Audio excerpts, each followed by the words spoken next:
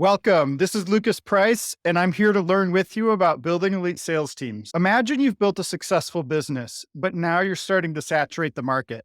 The only way to continue to grow is to find new types of customers, but you have a sales and go-to-market organization that's comfortable selling to the existing customer base. How do you change the company's orientation to larger customers and expand your potential market?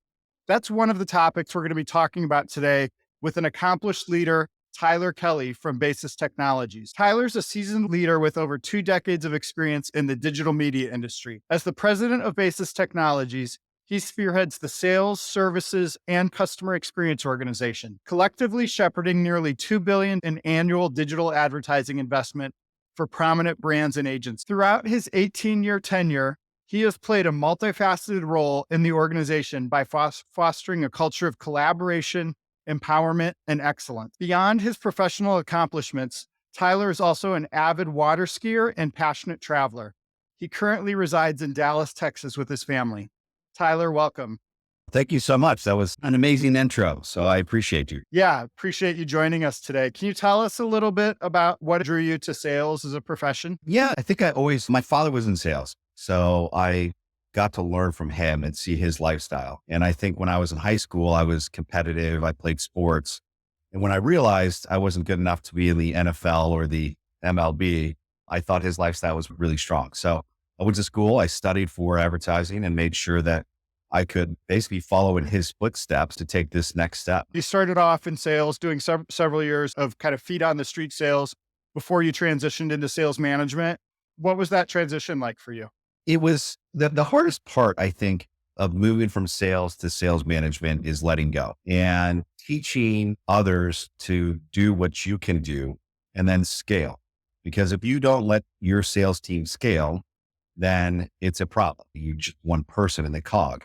So therefore, I think the biggest transition was letting go of things that I held so closely as I moved into the management.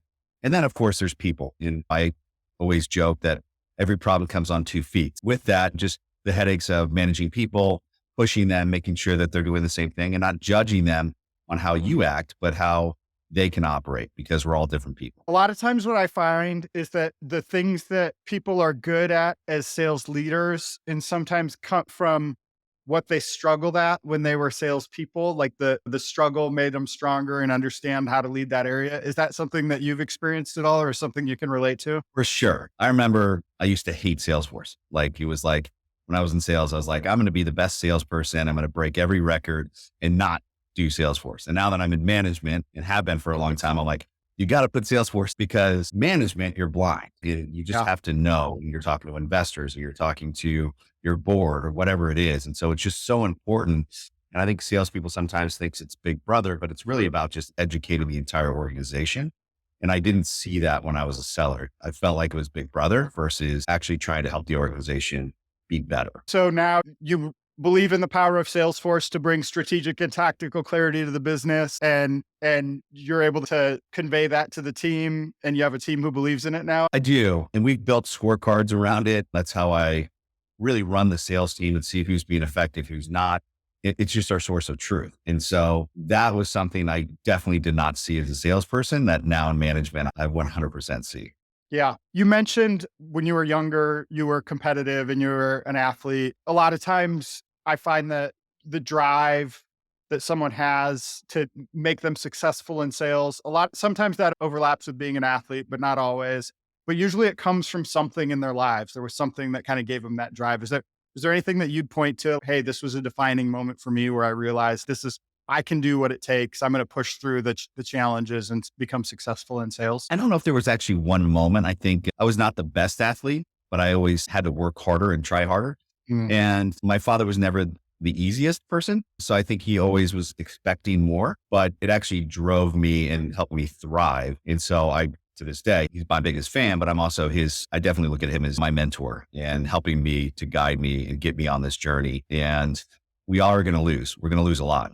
In sports, if you lose 50% of your games, you're terrible. In sales, you only win 10% of the time, probably. So you just have to get used to that rejection. And I think through sports and through mentorship, you just learn to overcome it and be okay with the losses And if you can do that and really strive for the wins, it makes you a really good salesperson. So you've had obviously an amazing run at Basis Technologies, starting there basically at the beginning, bringing it to where it is today. And I'm sure during that period of time, you've gone through changes where it's been like, all right, what got us here is not going to get us there.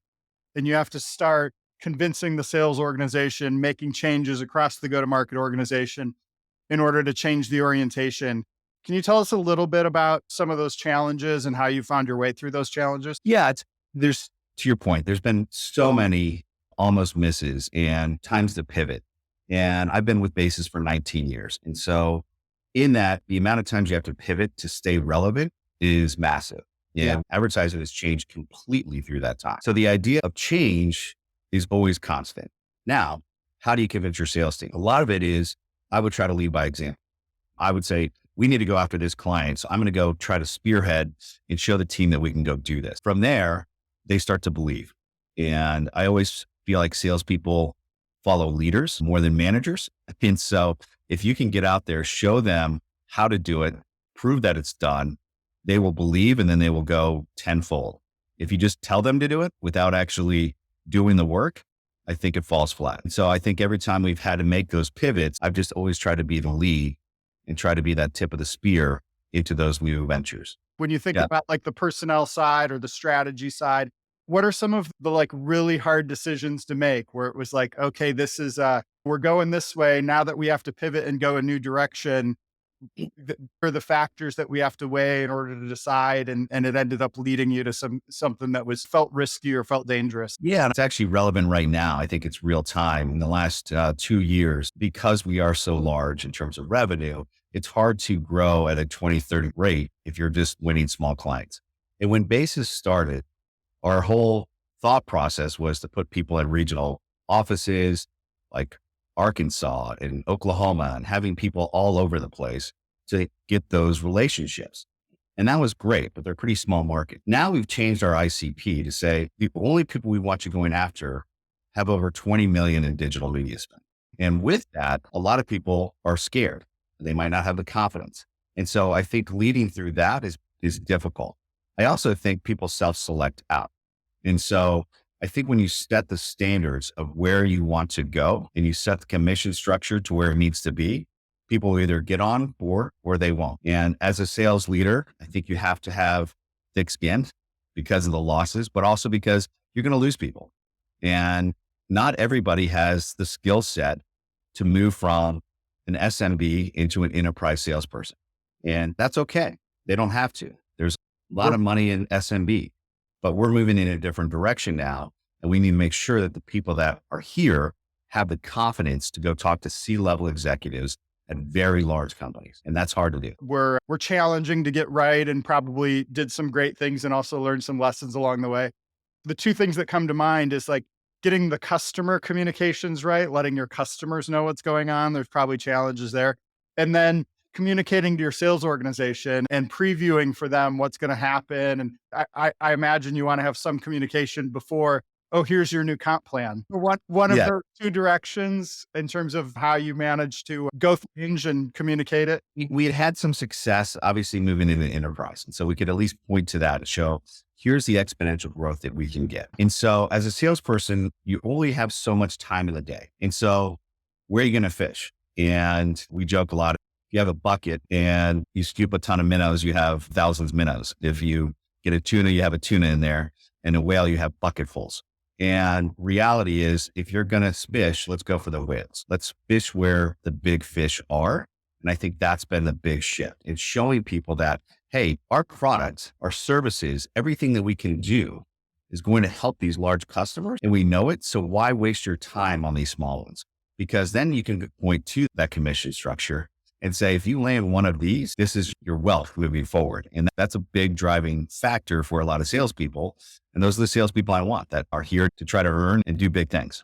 So as you were approaching this change, had the business changed enough and that there was most successful that it was like a very smooth transition?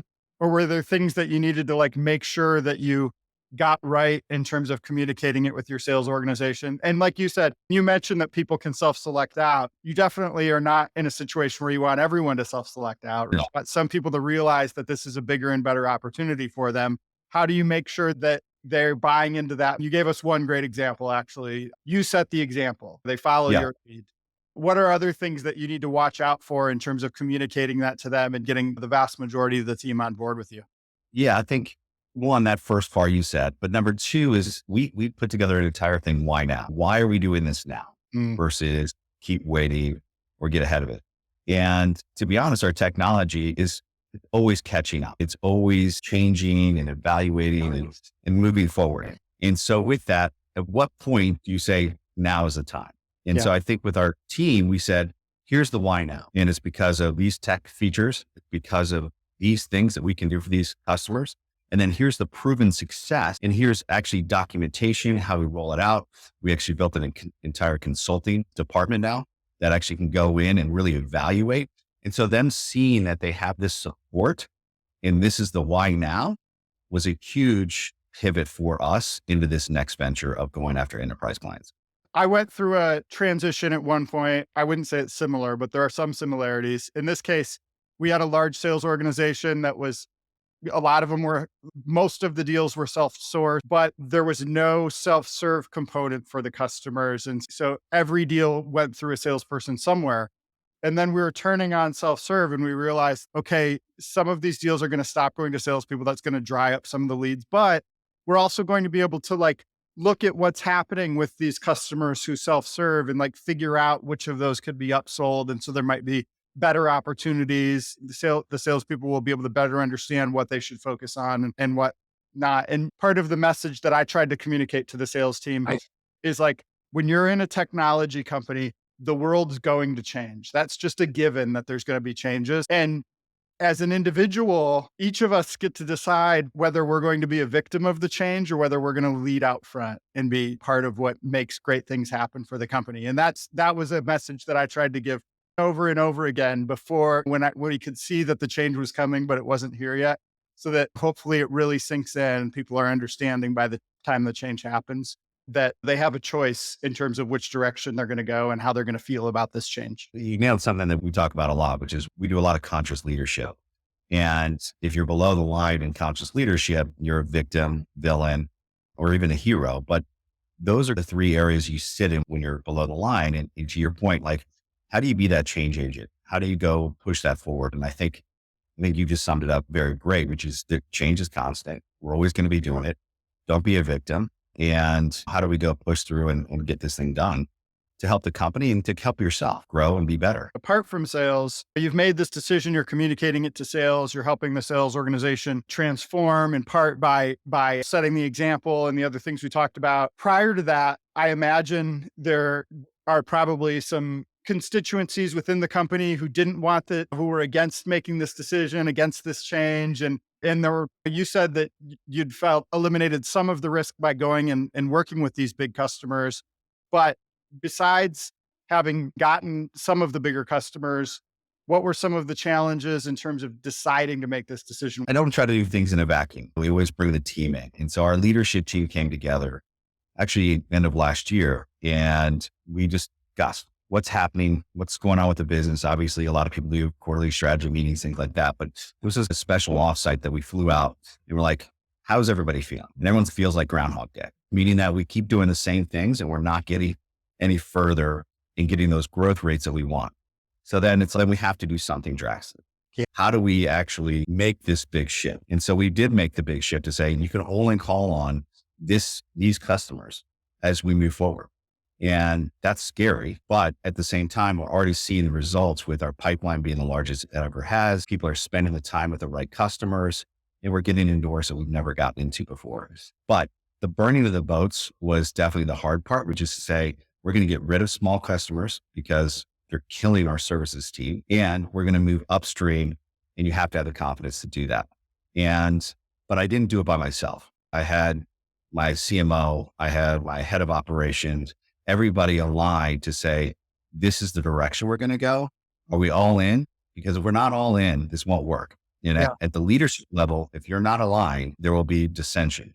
but we were all aligned. We all agreed in that meeting that this is the direction we're going to go. And then we completely changed our sales process, where we're going, our ICP. And so far, knock on wood, Yeah. it's been successful. One of the phrases I hear, and I think maybe it comes from the early days of Amazon leadership, was that sometimes you have to disagree and commit, where there might be people in the room who are like, all right, I think we should go that way, but I understand we're going this way and I'm going to commit to it. I've always found that challenging, and I'm always like really wanting to try to get people on board rather than disagree and commit. I think you always want that, but I think if you have a good communication leadership team and people are communicating, they're talking, Yeah. they're understanding, we always talk about shoulder to shoulder. There's no light between us. And whatever the decision is, that's the direction we're going to go. Because if we're not all doing that, then it will fall apart. And I truly believe that. And the team has really stepped up and moved this direction. And the belief is palpable now. Like when I go out, and was actually in Mexico this week with our international team, and they're even feeling it. Like in Latin America, hey, we can go win big people. We can go do this. And a year ago, it was not the same. And so just by changing that mentality and that mental shift has helped us tremendously. And the confidence. And I cannot express enough how much confidence in your product, confidence in yourself, and confidence in that you can actually help the customer grow and be better is key to success of any company. As you've gone through this experience, are there any things that you've noticed, oh, this is a mistake we easily could have made? Or if one of our listeners is out there thinking about, hey, I need to make a similar type of change in my organization, what would be like a common mistake that they should watch out for? Probably have a lot, but I think the biggest one that I see is that you say you want to do something, because we've talked about going bigger for years, yet we never put any parameters in place, and we didn't hold people that accountable. And i.e., hey, we want to go bigger, but they're still out there selling to small customers, and we don't say stop, we don't change anything. And they keep just repeating the same patterns because that's what they know. This time, I think the biggest difference this time is that here's all you're allowed to call on. If we see you calling others, like, we're going to have conversations and we're going to have to change it. And so I think the accountability is the biggest piece. You can say whatever you want, but if you're not holding people accountable, and I've definitely done that many times where I say something, don't hold people accountable. The numbers are okay. Okay. We keep moving on to the next year, which was the Groundhog Day that we had created. You're bringing up painful memories for me, actually, with that answer, as I think about it. An experience I went through where we spent a lot of time talking about, all right, this is the new strategic direction, and then let other priorities come in and take its place, and just really called it done, even though we weren't done with it, and just moved on from it after we'd spent all this time on it, because we didn't have those things in place to continue to enforce it and make sure that it stayed the strategic direction. So that's some great advice. So one of the other things I wanted to ask you about is, when we talked before this recording, we talked about how you have a direct sales team and an agency sales team, and some of the things and some of the differences between them. When you think about building a playbook or building the go-to-market motions between those two teams, how are they different and how are they similar? They're very different for us in the advertising world, because advertising agency, with our technology, we're really selling, how do we create a better business? How do we create more efficiency? And how do we get you more profit? When we talk to a brand or direct client, they just want to sell more of what they're trying to sell. So it's a lot more of a media conversation.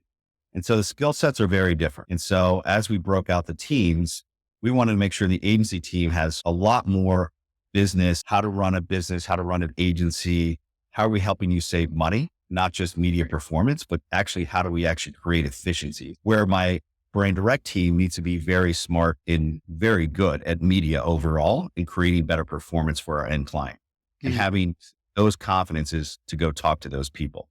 So on the brand side, it's about media, and on the agency side, it's about running a better business. They both kind of overlap, though, to your point. A lot of brands will also try to bring media in-house, and therefore there are cost efficiencies that both teams need to know. And then, because a lot of agencies or a lot of brands are using agencies, we also use the brand team to help push into agencies our product to say, this is going to be the best for your brand. You should have your agency use it. So there's a lot of collaboration. Every time, we don't have very many offsites that don't include everybody. It's usually together because the message is very similar at the end of the day. And what we're trying to do is similar at the end of the day, but they are very different go-to-market strategies. Both sides need to have high business acumen, but the business acumen is on different topics. For one, it's running an agency, and for the other, it's like all of the intricacies of media buying and media and media performance. When you're thinking about hiring someone on one side or the other, are you looking for slightly different things in that seller? Are you looking for different traits? Yeah, for sure. Our brand sellers, I look for people who actually have planned and bought media, because teaching somebody media is a lot harder than teaching somebody how to sell. And it's just, there's so many nuances. Media is very fragmented, especially when you're talking about search, social, display, media, all those pieces. So on the brand side, I definitely look for people who have a deep knowledge of media and have practiced and been in that space. On the agency side, I definitely look more for who can get into the C-suite, who has the confidence, and who can actually talk about P&Ls, who can talk about how they're operating their business with authority. And so they are very different people, and people have made the shifts between. So I'm not saying you can't, but for the most part, our most successful sellers on the brand side have media experience. And then I think on the agency side, it's the confidence and the belief in our product. So on the brand side, the places that they're working are not necessarily the C-suite then? Correct. Okay. Yeah. A lot of times you're working with the VP of marketing or possibly the CMO, which is the C-suite, but usually that's where we tend to get the most success. But it's usually that VP of advertising. And so on that side, on the brand side, it's very successful there. What we've learned on the agency side is that if we're not talking to the C-suite, it's very hard to get change, because our product actually suggests that you can do more with less. And a lot of people at the VP level or media or whatever are trying to build bigger teams a lot of times. So having a product that actually helps scale down sometimes is threatening to their career. And so we really like to get to the C-suite to be like, this is really about your profitability, and how do we get you more profitable, and how do we get you more efficient? And that's not a blanket statement. There are definitely a lot of VPs and other people that definitely care about shrinking their team and doing the right thing for the company. But we just have had more success when we get to the CEO, CFO of the agency side. And have you had to put real clear kind of rules of engagement in place to avoid channel conflict, or is that not really an issue in terms of the target market? Now, there are a lot of rules in place, and we definitely have channel conflict. And where there is, the good news is I think our teams collaborate very well. And so I'm always a big proponent of just bring it up early, because if you wait until you've already closed it or it's close to selling, then it's World War III, and we've got to deal with a bunch of different opinions on who owns it, who gets what. The good news is an agency and a brand are very clear. The problem that we run into is a lot of times a brand seller will sell in, but then the agency runs the business. And then how do we deal with it? And then in those cases, a lot of times we will do a split. I am a big fan of splits as long as I know both parties are working hard at it. So I'm okay with that. But the line of demarcation is pretty obvious. And then we still run into issues when there is that cross collaboration, but we can just deal with it. We have conversations, and then we either split it or we don't. And we have that all documented of when we split, how do we split, i.e. if the agency is doing 75% of the work in a brand, but we sold it through the brand, we'll do like a 75-25 split. If it's truly both parties working together, it's a 50-50 split.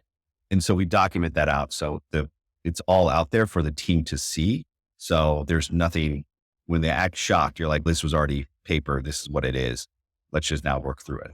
Yeah, that makes sense. So getting the communication clear up front prevents a lot of pain down the road. So we talked a little bit about the traits, the different traits between, and the backgrounds between a channel and brand seller. What about the actual go-to-market motion and the stages that you track in Salesforce and stuff like that? Are they pretty similar in terms of, are you using the same primitives in terms of the sales process? These are the meetings we're going to have, or is there a lot of divergence there as well? There's a small divergence just in terms of the actual stages. And we have two different stage setups in Salesforce for each team, but they're very similar overall.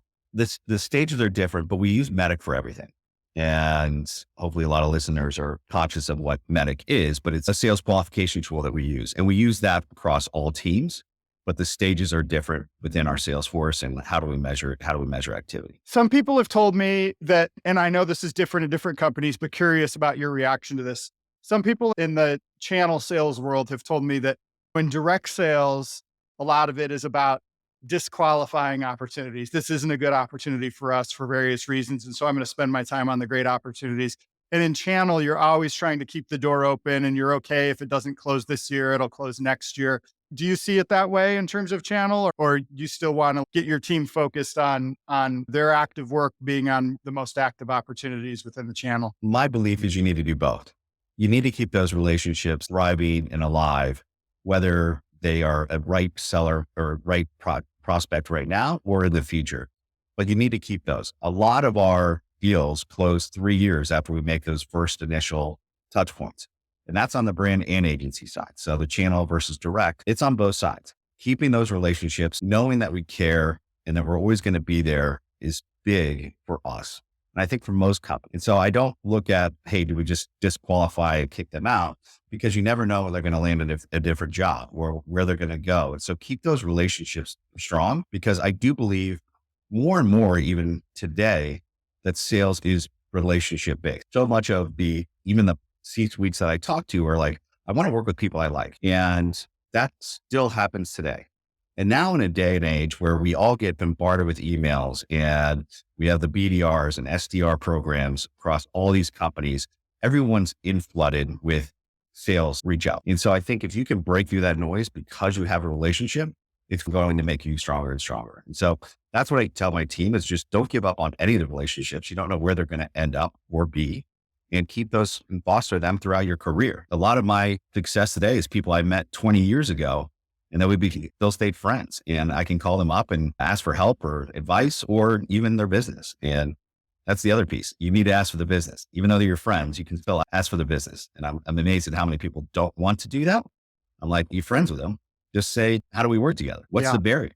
And a lot of people, I think, try to keep friends and business separate. I'm a big believer in, if you're friends, you can have any conversation. Yeah. As we think about some of the key pillars that we talked about today, we talked about going through big changes, like changing your ICP. We talked about the differences between the channel side and the direct side. What are some of the takeaways that you'd give our customers to wrap up the conversation? Big picture, what are some of the most important things that we talked about today? I would say really understanding who your customer is and getting that tight, knowing that can always evolve, but understanding who it is and giving your team a direct assignment against them is massive. I would say that is probably the biggest thing that I've learned over the years, is really getting your team focused and driven towards one outcome. And instead of trying to spray and pray, which we've done for years, getting really focused will really help you as you move forward in your sales management and career.